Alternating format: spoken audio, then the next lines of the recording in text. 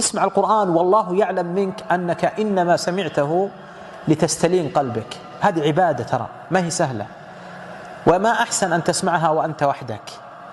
حتى إذا فتح الله قلبك لآية أو لسورة من السور، وإذا بك يراك الله عز وجل وأنت تخاف مقامه وترجو لقاءه، تخشى ذنوبك وترجو فضل الله عز وجل.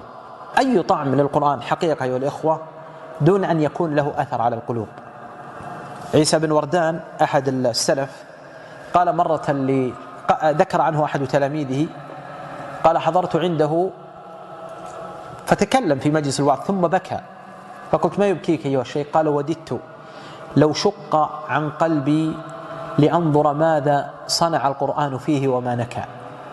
معنى لو شقينا بعملية جراحية أخرجنا مضغة، لكنه أراد أن يوصل رسالة إلى تلاميذه، وهي أنه يجب أن نتفقد أثر القرآن على قلوبنا.